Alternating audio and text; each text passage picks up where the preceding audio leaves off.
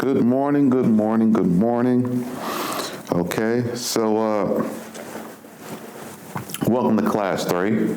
So in our first 2 classes, we basically addressed getting here and some of the issues you will face in leaving from where you are. Today in our 3rd class, we're just going to really jump right into it. I want to say that we are still in the process of enrolling people into our classes. Our classes are and will be interactive, but until we have reached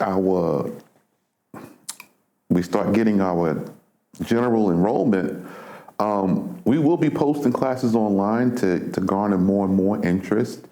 And that's perfectly fine with us. That is I think it's great. We think it's great here that we post some of the classes online, especially this initial part where we're just reading the law. When we start going into the culture and the traditions and how the community governs itself, that's going to be a lot more intimate, and there's going to be a lot more questions to ask. But for right now, you can go on and leave questions in the comments. The links to our classrooms, our books, and everything else is also in the comments, all except one. And that book is on Kindle. I'm going to show you the cover of the book now so you can see it.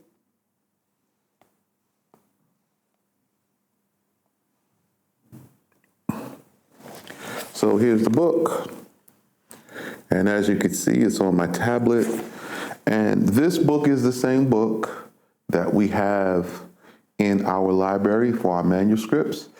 It is a direct translation, and a targum is translated with the explanation. So it is not a word-for-word translation. It is a translation designed to give the reader the understanding of the words. Now, it's going to give you some words, and you will start to get your basic understanding of the language and the culture of antiquity. And that's what a Targum does. It gives you the foundation. And we're going to start in Exodus, right? And that's Shemit. So a lot of people think Exodus is Shemot or Shemut. It's Shemit. Why? It's because we are a Hashemite kingdom as well, and we are Shamit, right? So when you see Jordan and you see the Hashemite kingdom, Ha is the, Shamit is sons of Shamit or Shamit people, and the Hashemite kingdom of Jordan. I am the crown prince of the Hashemite kingdom of Jerusalem, and we are Hashemite people. So, getting right into the meat and potatoes, we're going to go to Exodus chapter 20, okay? And the way this class will work is we will read all of the law first. I will give you some explanations as we go along. You will post your questions in the comments. We will address some questions in upcoming videos while continuing to read and pursue forward, because this is the instruction left by one of my forefathers, Josiah. So at the same time, while the law is being taught and read to you from here, you will notice the conditions around the world getting worse. And since we are going to continue anyway, because there is no other way for us to grow, there is no other way for us to unite, there is no other way for us to come together and to build our own and have our own wealth, our own government, our own traditions and customs to keep and to regain them from antiquity. Well, we're going to start, and we're going to start right here, and we're going to let everything else fall to pieces. We're going to let everything go to where it's going. Whoever is to life, and who is to death is to death. All right? And Yah, the Most High, spake all of these words, saying, the first word, as it came forth from the mouth of the Holy One, whose name be blessed, was like storms and lightnings and flames of fire, with burning light on his right hand and on his left hand. The word winged its way through the air of the heavens and was made manifest unto the camp of Ashara, or Israel, and returned and was engraven upon the tablets of the covenant that were given by the hand of Moses, or Musa. And there were turned in them from side to side. And then he called and said, Sons of Israel, my people, I am Yah, your Allah, who brought you out free from the land of Mitzrayim, from the house of bondage of slaves. First things first, I want you to understand that Mitzrayim is the house of the West. I know you're going to go look this up, and you're going to try to debunk what I'm saying, but here is the testimony of the world, the earth, right? So from the positioning of the land, right, the law was given upon Jabal al-Laws in Sinai, right? The Sinai Peninsula was much more than it is now. It has been consumed, right, by enemies and wars. But the land used to extend all the way to Jabal al-Laws. There was no border. The border that you see now has been erected in recent times. You always could walk up until maybe the last 100 years within that time frame. I'm not going to say who caused these borders to be put up, but you can do some research for yourself and see the border wasn't there 75 years ago. So at Jabal al-Laws, these laws were given, and it says Mitzrayim, right, which is the west. And the west was west of the land at that time. So you would deliver out of the west, Mitzrayim.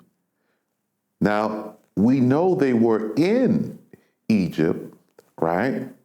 But Egypt at that time was not called Egypt. It was called Kemet or Kemet. So the land of Egypt was called Kemet, but the land of Egypt had risen to power through the people who identify themselves as the West. They married, intermarried, created organizations, governings, rules, right? And when those people of the West left, and over time, many centuries, transferred the power to the Vatican, they took everything that was in Kemet that they helped to construct, religion, religious books, documents, relics, the whole 9 yards, with them by force. So we want you to know the entirety of the religion that is created in the New Testament was not created originally in Egypt. It was actually created in Babel. And one of the masters of this religion, the greatest teacher of religious theology of his day, was Laban. We'll get into that a little later and another time. Feel free to post your questions about it. I'll collect it when we address that topic. we'll go through and test what I'm saying. But I just wanted you to have a little historical background about Mitzrayim being west of the land of the people of Bani Israel, right? So Bani Israel shared the land and shared borders with Jordan, Saudi, Iran, what is modern day now Iraq, and Syria and Lebanon, where Laban, right, Laban, was from. He is the father of the land of Lebanon. That's why it's called Lebanon to this day. Laban founded Lebanon. He was the teacher. Not only was the teacher, but he was the great magician of the fight between Moses and Aaron. It was Lebanon, right? Laban and his sons who fought against Moses in a battle of magic, a battle of gods. So here in chapter 20, he says, I delivered you out of the hand of Mitzrayim and the house of bondage of slaves. The house of bondage of slaves is a prophecy. It's a captivity that we are in now, that we are about to be delivered from. Hence the opportunity to come here or go anywhere else that you may like or see fit. The awakening is now upon us. We are now perceiving that they are persecuting anyone who speaks the truth, that you are the people, that we are the people. Many of you may have seen my news clip where you can see they put down the lost tribes of Israel. They don't put down which tribe, but you can see my affiliation and that I say who I say I am, and it is not disputed. So, the first word and what it was like. You see a description of they saw the word. You see that the word has fire and light on both sides. It's being carried by what we call cherubims.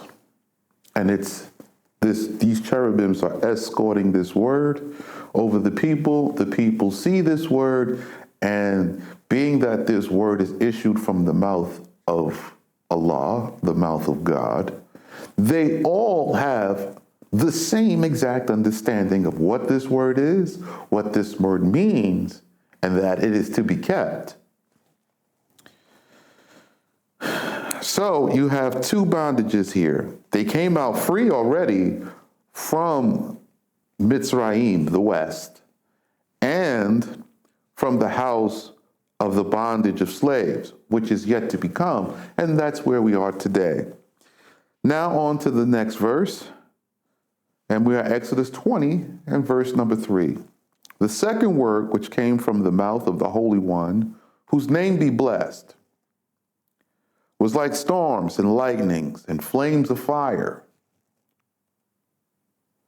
A burning light was on its right hand and on his left, and was borne through the air of the heavens, returned, and was made manifest unto the camp of Israel. It returned and was engraven on the tablets of the covenant, and was returned and was turned in them from side to side. Then he called and said, House of Israel, my people, thou shalt have no other God beside me. On the right or the left, there is nothing beside Allah, beside God. No man, no other being, nothing. Which now calls into question How can somebody claim there is something beside God? There is nothing, no other, anyone beside me. These are the first two words and the first two verses that are uttered, right?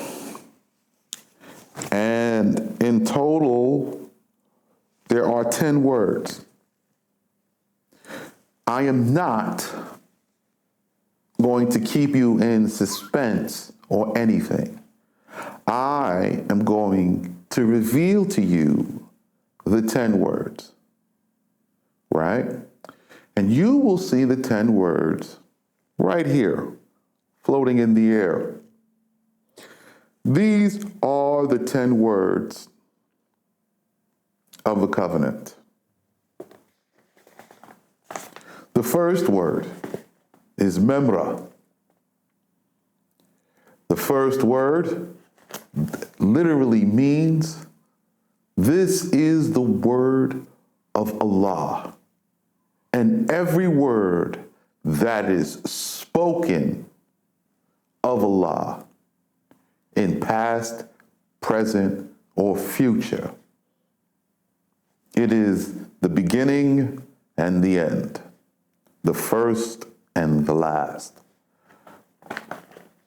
The next word, the second word, is pitgama. Pitgama has a very special definition. I'm going to reveal this definition to you of the word pitgama.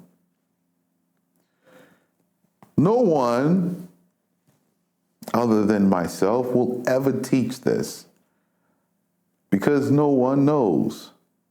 If you type in the word pitgama, which you see here, you are going to see in Hebrew, it says a proverb.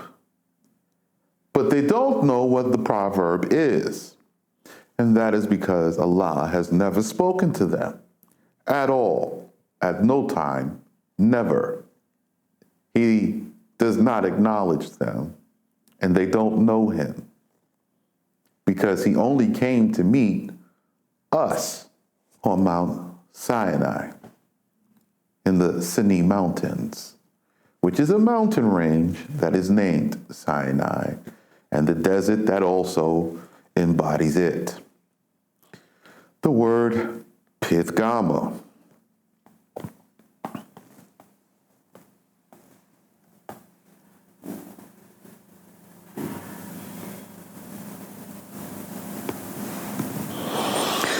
The first time this word is spoken, it is spoken in covenant with Abraham. Pitgama.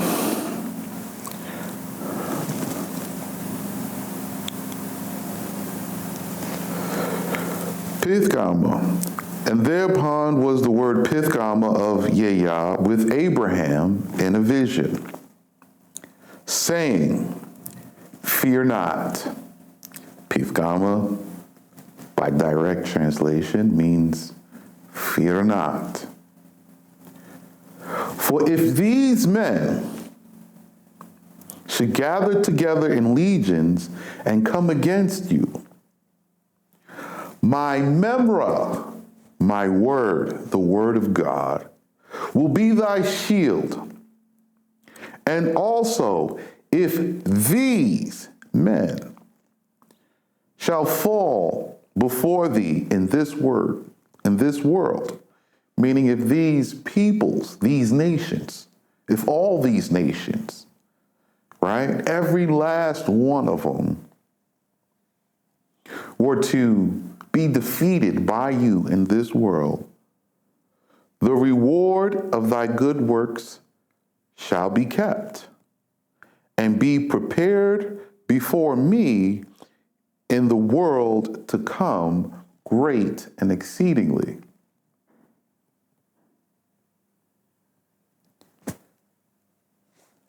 So now you understand what Pitgama means.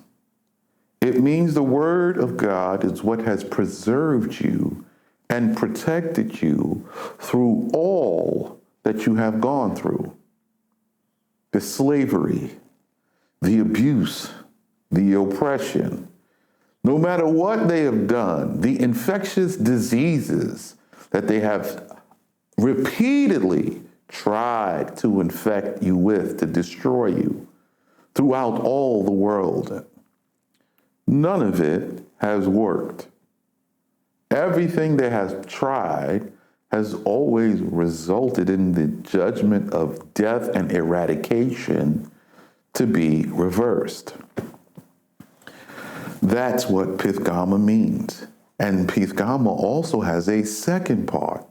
If you were to stand up and fight against them and defeat them, the reward would be yours to keep before Allah. The reward for standing up and standing with His word, in His word, to obey His word and be His people, would be with you. And then you would defeat them. The word of Allah has never been made known to you like this. In this format, in this forum, in this way, in this time, until now.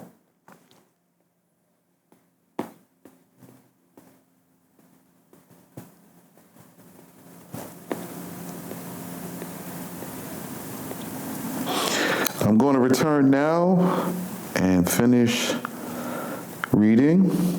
So we're going to go back to Exodus chapter 20. I just wanted to give you the definition of the word Pithgama. And that is the second word. The third word is Lisku. Lisku is righteous, upright, right? And it is the acceptance of the word of Yah without question. You may question the reader. You may question the translator. You may question the translation. Once you see the authenticity of it, then you must accept the word of Allah, the word of God, without question. That's what liziku means. You accept the word of Allah without question. You don't parlay the word after it is proven that it is true. Okay?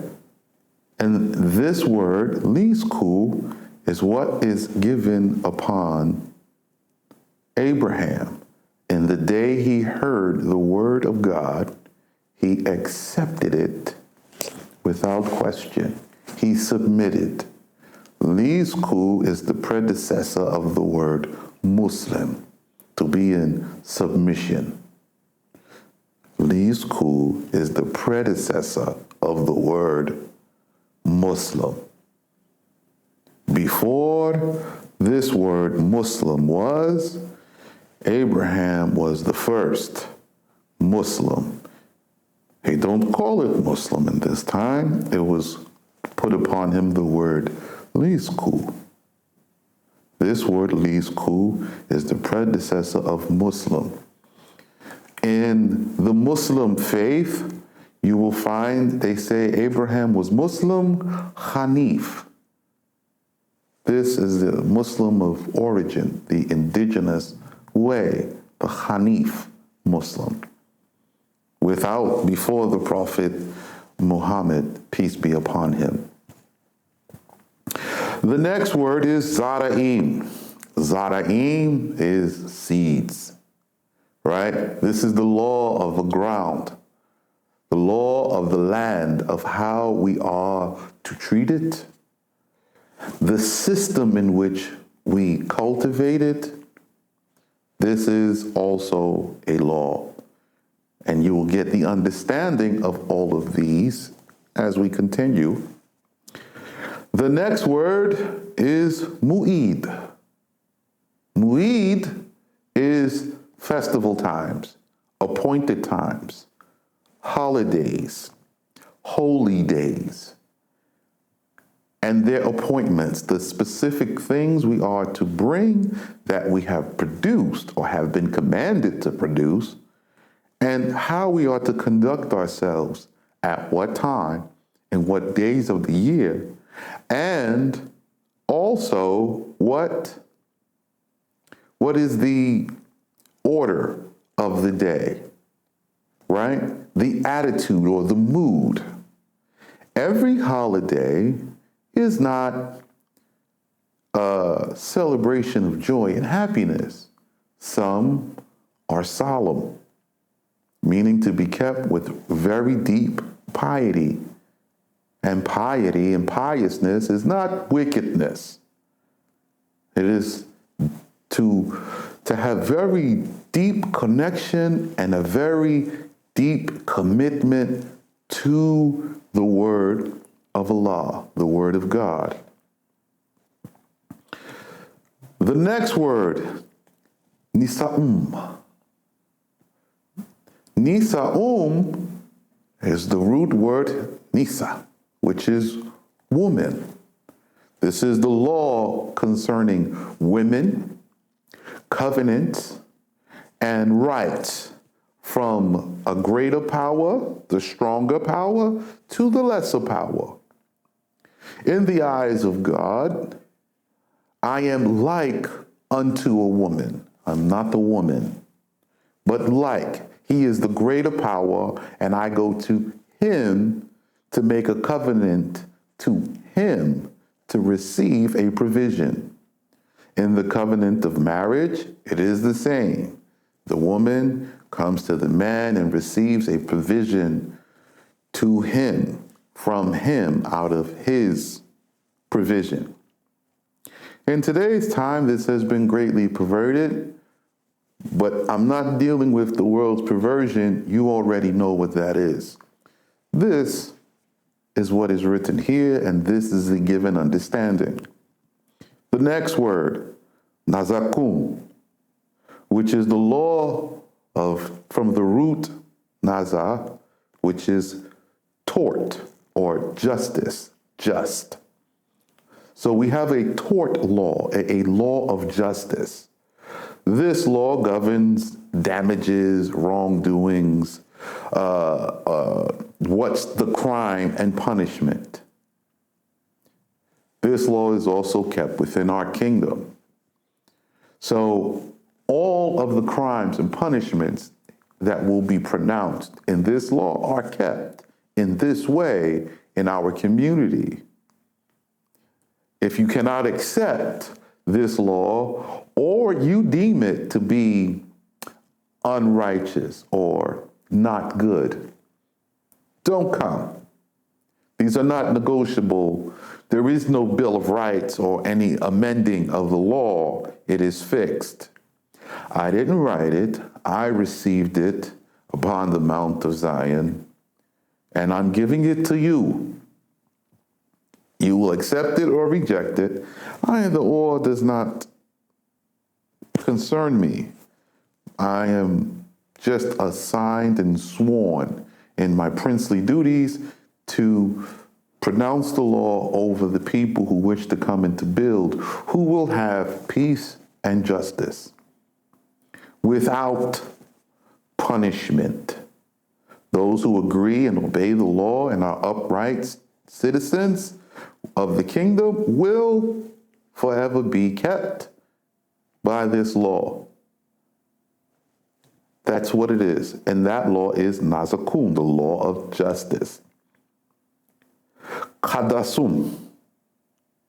This law is the law of sacred, the Kadas, right? Holy, Mukadas in Arabic. The root of this word is Kadas. So the Kasadum is the sacred and holy ordinance. All right, and now picking up at Exodus chapter 20, and now verse 4. So we've only gone through 3 verses, And all that I've read, as you can see, it is highly detailed and expansive. You are receiving a full understanding, and the details do connect later on, and it will not be contradictory. Thereby, if it was contradictory, it would kind of make it false. However, I'm quite sure there is somebody who will go to great lengths to try to find contradictions. All of those contradictions, however, are simply the person who doesn't understand the culture, and they're trying to compare their understanding of the words into the culture of an ancient time. So their modern cultural understanding is in conflict with the ancient cultural understanding. So if you have a conflict, just simply move along, right? Move along. This is for those who really want to learn and are here to hear something new. So verse 4, you shall not make to yourself image or figure or any similitude of what is in the heavens above or on the earth beneath or in the waters under the earth. So you're not to make to yourself any image or imagery, right? And salute it or anything. This is not what you're supposed to do. There's not supposed to be any symbolism. So when you see these stars and these other things, this is not for you, the chosen people, to do or have. All right? Anything that you are supposed to have, it will be spelled out by this book as to what it is for, how we use it, okay, with exacting details. So anything that we are supposed to have, it will tell us to have it, what it is for, how to utilize it.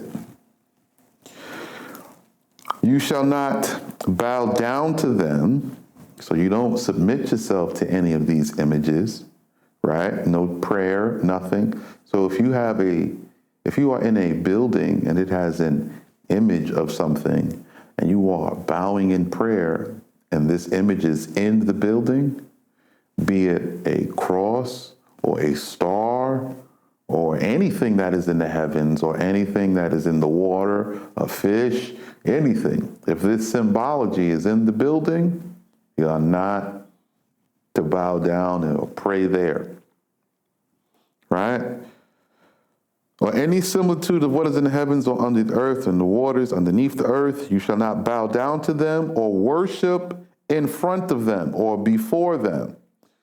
So you cannot give God any worship with these things in your presence. No crosses, no nothing. No images of any kind, no idols of any kind. For I, Yah, your Allah, your God, am a jealous God and an avenger. So he calls himself an avenger, which is the word nikmah, right? If you do this to me, right, after I tell you this, I will pour out a punishment upon you. I will give back to you, according to my word, the wickedness which you have done to me. An avenger, not to be confused with movie. Okay, we ain't gonna put them. Ain't no movies.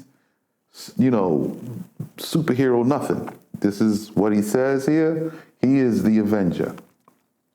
And punishing with vengeance, recording the guilt of wickedness, of wicked fathers upon rebellious children. This is important. Recording the guilt of wicked fathers upon rebellious children. Now, the rebellious children are those who do what their parents did. Okay? So in our case, I'm going to do this in big picture so you can kind of see the definition very clear. How Abraham and Sarah, Isaac and Jacob were in family construction, in lifestyle, in culture, that was called righteous. How we live today in modern culture, in Western societies, right? Not having the culture and lifestyle of Abraham and Sarah, we are now following wicked fathers. They got us into this, and here we are continuing it, and that is called a rebellious child. However, if you return back to the ways of Abraham, Sarah, Isaac, and Jacob in law, lifestyle, and culture, then, and traditions, customs and traditions, if you turn back to that, you are no longer following wicked fathers. So you're no longer being a rebellious child. Abraham's covenant was cut for all of his sons and all of his descendants to follow in his law, customs, and traditions. And we have our law, our customs, and our traditions. We will not be adopting or keeping any other laws, customs, and traditions that are not of our family. If you like the way things are in America, by all means, please stay.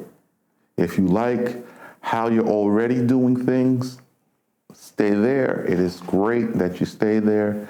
And we send you blessings and peace in your way.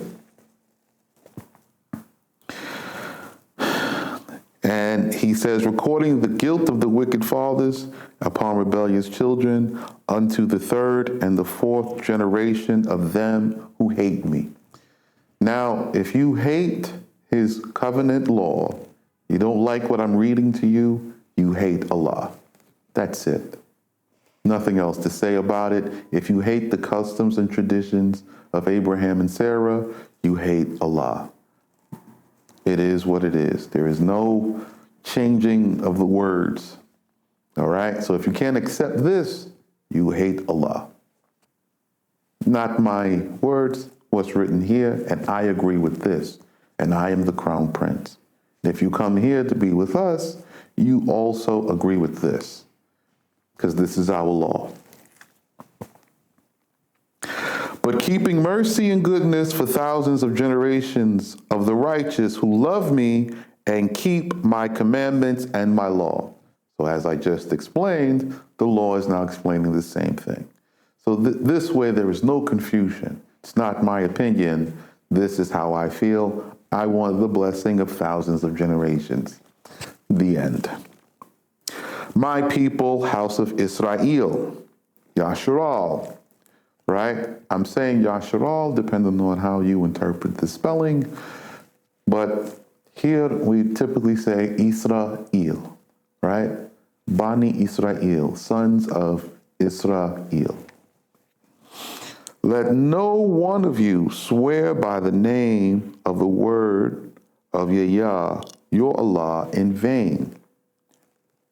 For in the day of the great judgment, Yah will not hold guiltless anyone who sweareth by his name in vain. Okay? That's it. It says what it says. You make any oath or swear anything, and it's a lie, or you have no intention of keeping it, or you don't even work for it, or you don't achieve what you said, you're not guiltless, you're guilty. Whether you know or you don't know what the price is, you're guilty. My people, house of Israel, remember the day of the Sabbath, to sanctify it, the Shabbat. That's what's spelled here, because they want you to say Shabbat, but it's not Shabbat, it's Sabta, S-A-B-T-A, which is observed as the seventh day, but we'll get into the details of the Sabta or the Shabbat in the future. There's a lot of things that have to be corrected before we can even keep it. So there's a lot of little steps. You have to come, you have to accept the law, accept the orders, accept the judgments, accept the everything, and begin to work, build up to some self-sufficiency. Then we can keep the Sabta after we have everything to bring to it. So we have to rebuild everything back to a certain level to begin showing the sign of the covenant, which is the Sabta. 6 days you shall labor and do all your service, but the seventh day is for rest and quietude before Yah your Allah. You shall not perform any work, you and your sons and your daughters and your servants and your handmaids and your sojourners who are in your cities. So until we have a community, you cannot observe the Sabta. Until you have handmaids, servants, sons and daughters, and all of these other things in your own community, which is under your control and your governance, you cannot observe the Sabta. Do we know when the Sabta is? Yes. Do we know how the festival is to be kept? Yes. Can we keep it right now? No, we cannot. I can observe it. I can know when it is. I can even rest, right? Right now is a work day, so I'm teaching the law on a work day. On the Sabta, I am not teaching the law, I am resting. All right? If I do anything, I may prepare a feast myself. It's free for myself and anyone to come and eat, free. And we will bless the name of Allah together. That's it. There's nothing else. You can pray. I'm not working. It's not a day of work. I don't work all day from sunup until the cool of the evening, which is about 3 o'clock in the afternoon, right? Until I can prepare for the next day. That's it. That's the Sabta. We'll get into the details of the Sabta as a progression. There'll be a whole series about that. But right now, we are just going over just what the book says and giving you some understandings that are kept and held within the community.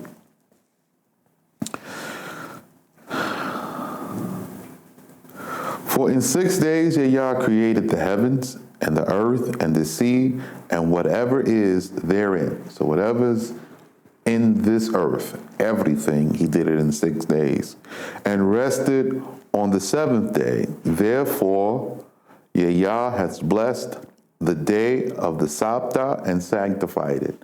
So he created this. He did it according to this pattern and this rule, and he rested. And now he's saying, in order for you to understand me and to become like me, you're going to do exactly as I did. You do all your work in 6 days, and on this day you're going to rest. So right now, we have to do all the work. We have to get back to where we can keep the Sabta. And that begins with first hearing the law. So just like Josiah did, right? I'm going to now just pronounce the law over you, read it to you, give you some general understandings. Later on, we'll go into expounding upon them, cross-referencing materials. But right now, we're just going to read the entirety of this book. Right? So first we're going to read the law, then we'll go back and we're going to judge the actions of forefathers with it. It's going to be a very interesting process. Some of you will come to so many revelations and understandings which you have never seen nor heard before, but it will be here in black and white. My people, the house of Israel, let every man be instructed in the honor of his father and in the honor of his mother, that your days may be multiplied upon the land which Yah your Allah giveth you. This verse is the same verse that is written the same way, except for father and mother is Abraham and Sarah. Ibrahim and Sarah. There's no difference in the construction of this verse. The same verse that you see in Isaiah 51, Isaiah 51 in the first, I think, 3 verses, it's the same verse here. So it's being instructed in the honor of Abraham and Sarah to be like Abraham and Sarah, to be in the way of Abraham and Sarah. God has not changed and appointed you to follow in the way of another. There is none. So either you will be like Abraham and Sarah, or you will not be accepted. I don't write this, he did. You don't like it? Don't worry. Continue in your way. Stay where you are. We don't need the argument or the competition.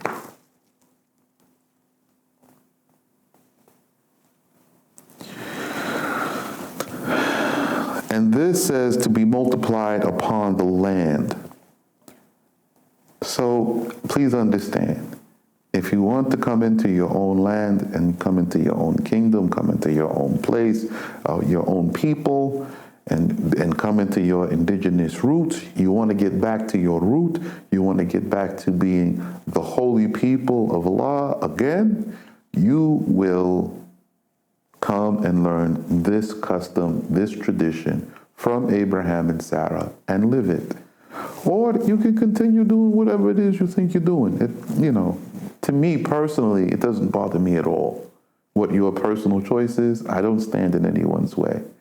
I'm simply offering the opportunity to those who are interested, who have been waiting and praying for decades for this moment, for years, for the opportunity.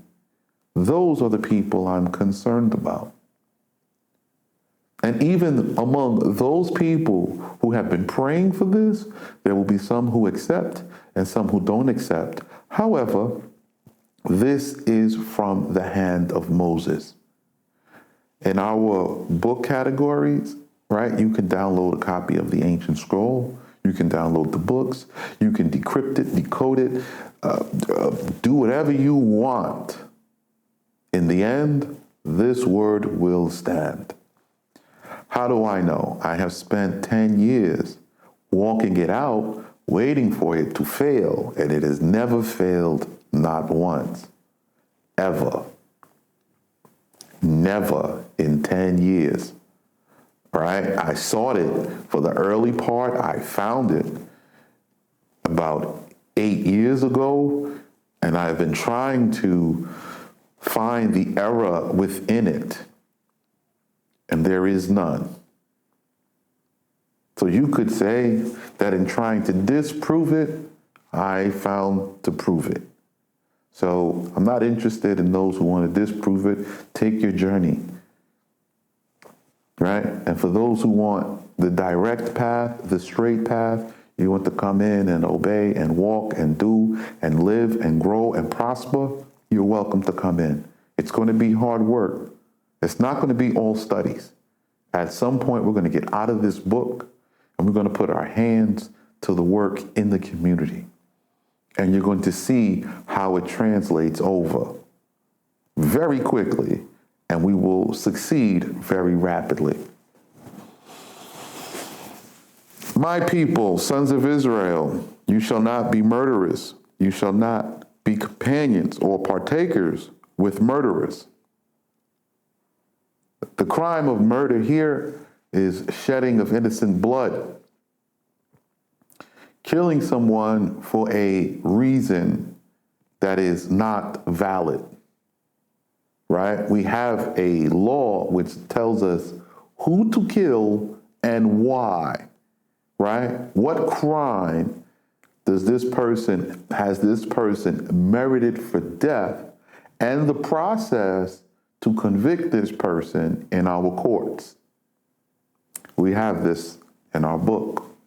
So you can't make a decision of your own and of your own free will without trial. There must be a trial. So, you shall not be murderers, nor shall you be the companion or partakers with murderers. So you cannot associate with murderers. You cannot be friends with murderers. This is forbidden. In the congregations of Israel, there shall not be seen a murderous people. So now, anyone who comes to join us, you can't be a murderer. You're excluded. Okay? No murderers. We're not a murderous people. We're not seeking to prey upon the weak. That is not here. Neither shall your sons rise up after you and teach one another to take part with murderers. For on the account of the guilt of murder, war comes upon the world. So, murder, killing innocent blood, this is what wars are fought over. I mean, you can see it. You kill an innocent person and it causes an entire community to rise up, and it causes an uprising, and then they want to seek justice. And unless you give the murderer up for justice, things just continue to escalate until war break out, this side against that side, and it can last forever because justice must be rendered.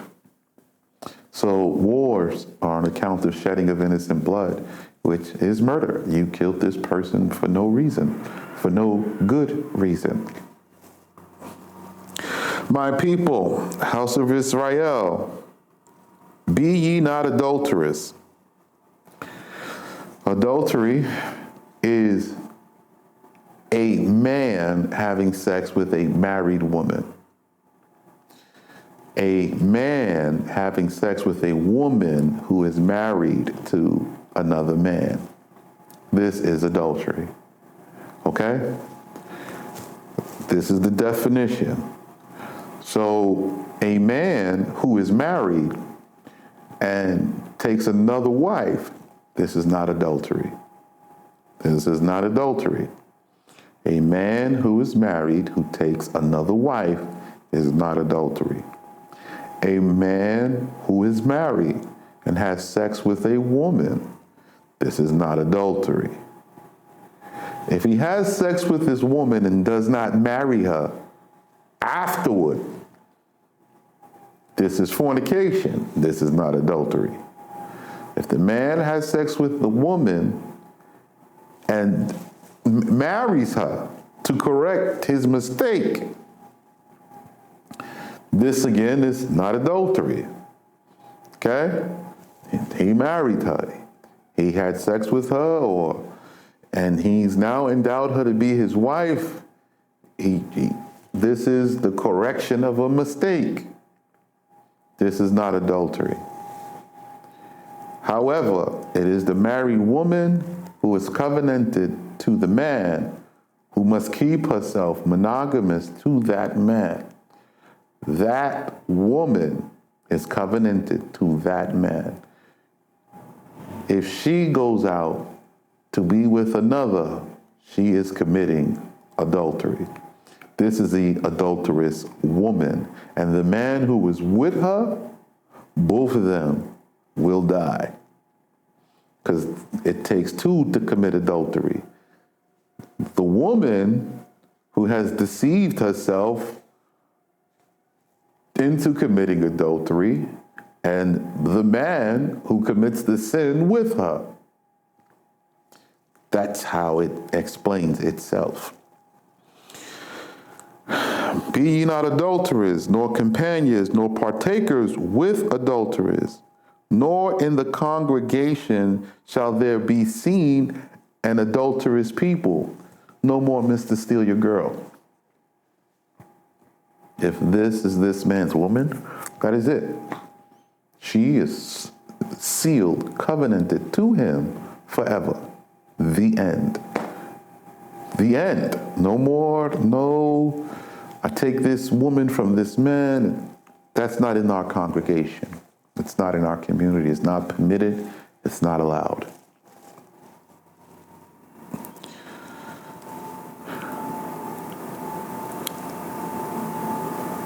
Nor in the congregation of Israel shall there be seen an adulterous people, that your sons may not rise after you to teach one another to have part with adulterers. There's no association. To escape death, adulterers have to leave the entirety of the community and go into exile. Both the man and the woman. They have to leave the country entirely. There is no preservation of them. For through the guilt of adultery, death came forth upon the world. So because Eve had sex with somebody other than Adam, death came into the world. It's written right here in the law. We know Eve had sex with Gabriel, and he was a Nephilim, a fallen angel. We'll get into some of the deeper theologies, but for those who want the shortcut to go look at this, you can go look in Enoch chapter 60. It explains it, that Eve had sex with Gabriel, which was an angel that came down from the heavens and created the Nephilim. Today we call Nephilim white people. Now there's white people, Nephilim, who are the people of the West, which is where they were sent to, because they weren't giving any part or any place within the lands of the sons of Noah. Because the Nephilim who survived with Noah, his name was Og. I did a video on this. You can check it out. But this is the understanding given to us by our forefathers. And we accept it. I accept it personally. I believe it. I accept it. This is my birthright. This is my heritage. And I don't care what anybody says, because it's my choice. The same way it is your choice today of your own free will to accept this teaching or not. All right? Sons of Israel, my people, you shall not be thieves, nor companions, nor partakers with thieves.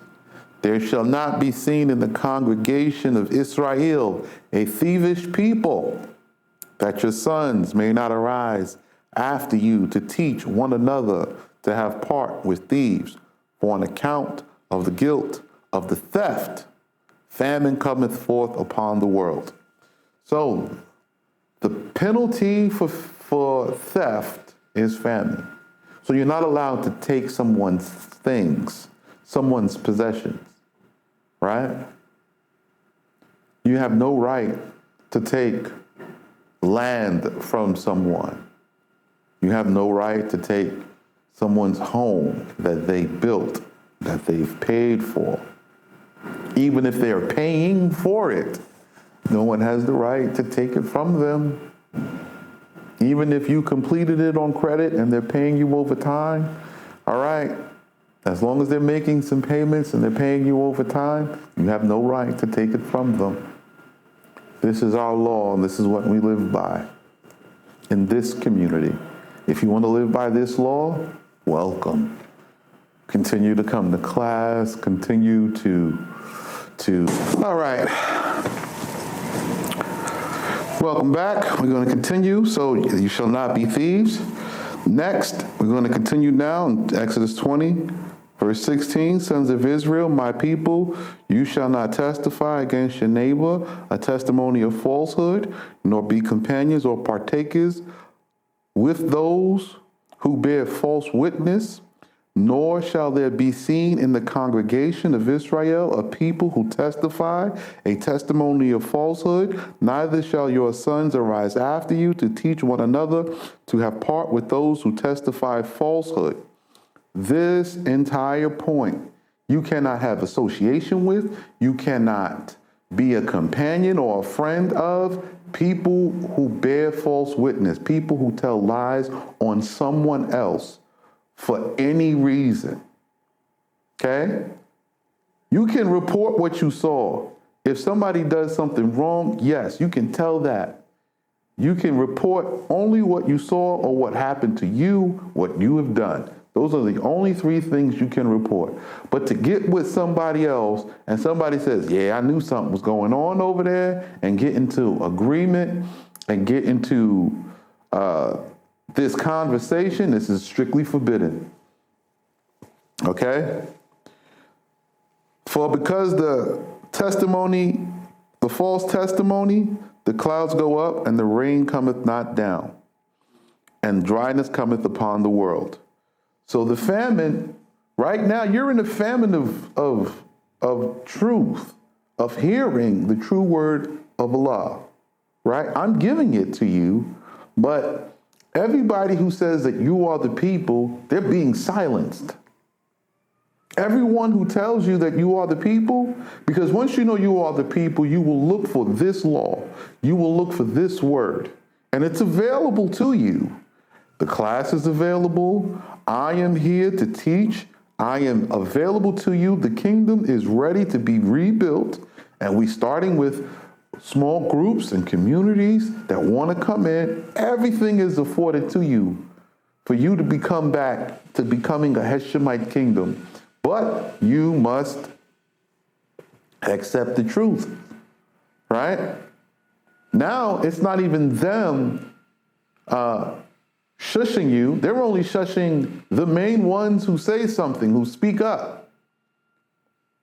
But they're paying others to get on television and tell that what this person has done shouldn't be done, that they shouldn't tell it. See, they're turning one against the other for money, and they're doing it for money. This is not allowed in our community or our kingdom, okay?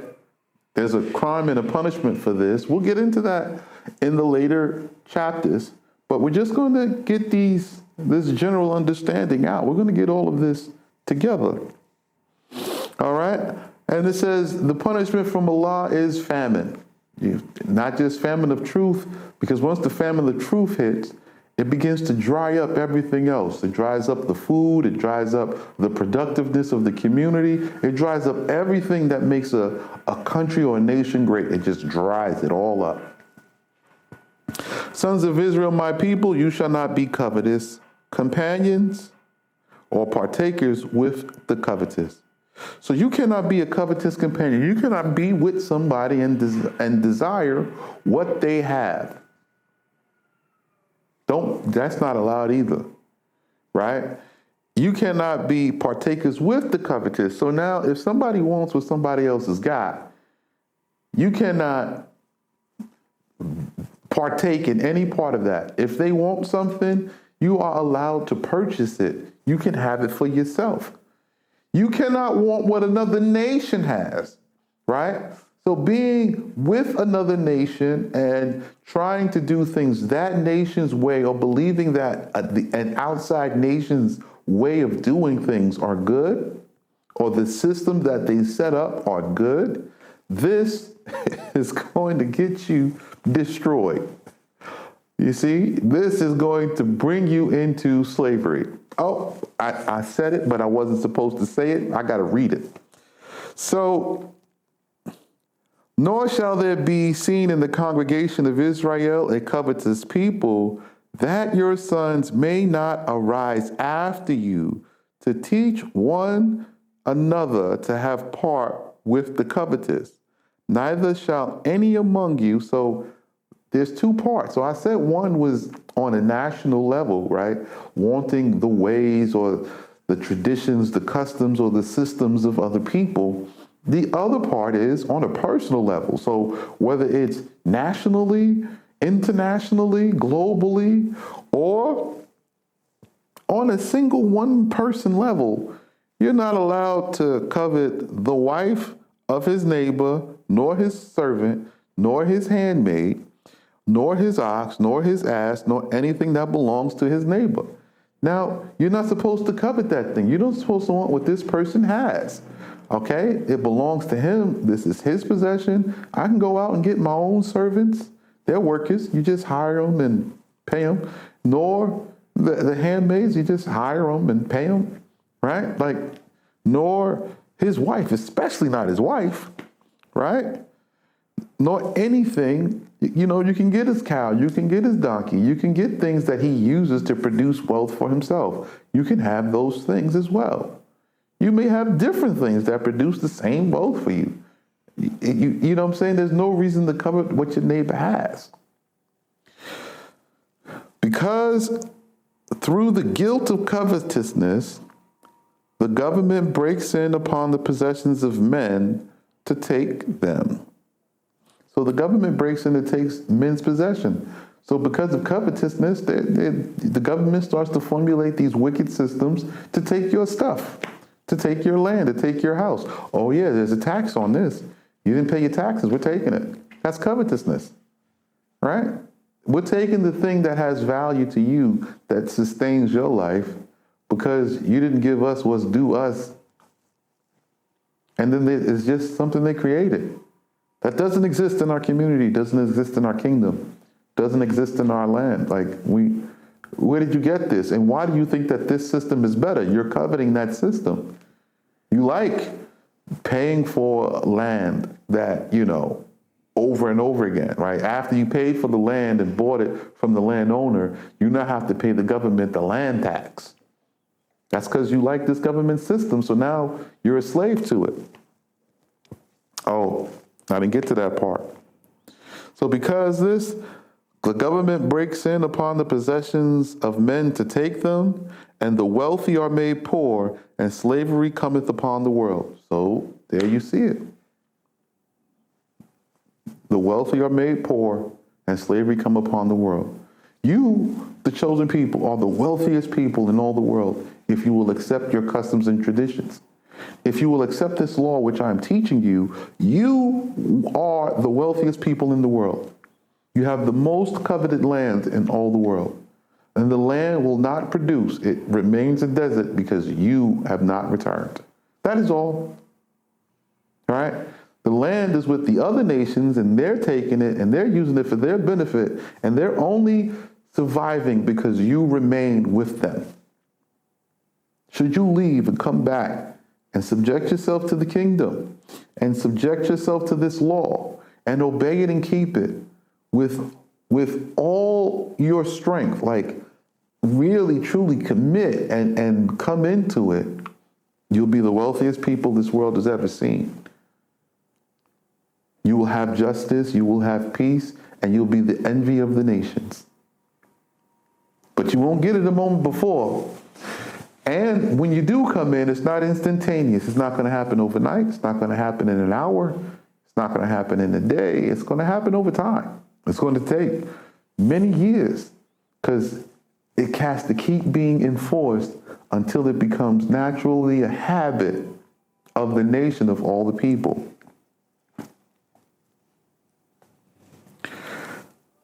And the people saw the thunders and were turned back every one, and everyone heard them coming forth from the midst of the lights, and the voice of the trumpet as it will raise the dead, and the mountains smoking. And all the people saw and drew back and stood 12 miles off. We're going to stop here today. So you've heard the entirety of the law right now as it came from the mouth of Allah. Everything you're going to hear from this point on, this is the 10 words. Everything you're going to hear from this point on will support the law and these pillars, right? Every law dates back to this generality, the general sin right? This is the general sin. The source of every law will come back to either covetousness, murder, right? It will come back to bearing false witness, right? It will come back to creating an idol or having some type of deity or demi-deity sitting on the side of God on either side, right or left or anything. It will come back to these things. It will come back to you worshiping in a building that has a symbol of a star, right? Or something in the heavens, a sun, or something on the earth, sticks, or trees, a cross, wood, right? Or something under the earth, some fish or water or something, right? Something from outer space or something. Everything, all this symbology, it will come back to you trying to worship God in these places. It will come back to you wanting or liking some part or some rule that this nation has that you wish to bring with you here. It will not come. None of it. It won't. So these are the 10 words. And this is the beginning or the foundation of understanding that the law will continue to build upon these and explain these in greater and greater detail, greater refinement from this broad word and broad understanding into a finite and a very small understanding of how we are to obtain things and how we are to build things, how we are to conduct ourselves, our way, our customs, our traditions. And it will be the exact way that Abraham did it. So you're going to see that when you get here. However, we're just going to start with the foundational understanding. So I'm reading to you the law, but every law must live within a custom. Every law lives within a custom, right? And that custom and tradition will inhabit that space of work where the people are abiding under that law. And we have a great culture. It's very productive. It's very hospitable. It has justice. It has peace. It has everything built in. So won't you come join us? Check the links in below. Check out our clubhouse coming up tomorrow. So tomorrow we're going to have our open forum clubhouse. Feel free to listen in, chime in, give your thoughts and opinions. I'm so glad we were able to have this class today. And we're going to continue with the free YouTube lessons for now. And because everybody needs to hear the law is free. Doesn't come with the cost, but when we get into the classroom, we're going to really dig deep. We're going to really be combing through our history. We're going to really be combining themes. We'll be going into the prophets because you will have completed the lawful reading and we will have finished the foundational judging, right? There's a foundational basic judgment. So after we read all this law, we're going to go back to Genesis, Bereshit, right? And we're going to read all of the actions from the beginning and see the consistency that is found throughout all of the holy books. So we're going to judge, now having heard the law, we're going to judge all of the actions of the first ones with it. And then you will have your foundational kind of beginning understandings. Then we will cross-reference the material and gain greater understanding having heard from the witnesses, and we will conduct this trial openly. So these are the 10 words. I'm glad you were here to join us today. Continue with us, and I'm going to keep posting, and you'll see premiering all the premieres. So lock in, subscribe, comment, and I'm going to continue pushing this into the future. So you will see a video drop every Tuesday and every Thursday here on YouTube, and you will see it probably on my other social media platforms. But join the class, because when we get to the class will be interactive. You'll be able to raise your hand, ask questions, and we can go into finding real practical solutions. So in class, I could zero in and really get deep, really get precise, and deal with personal matters that affect us all. So We'll see you soon, all right? Salam alaikum. Oh, I'm changing the peace sign. I'm not doing this one no more. Because this one was separate. Now, we are together. Peace.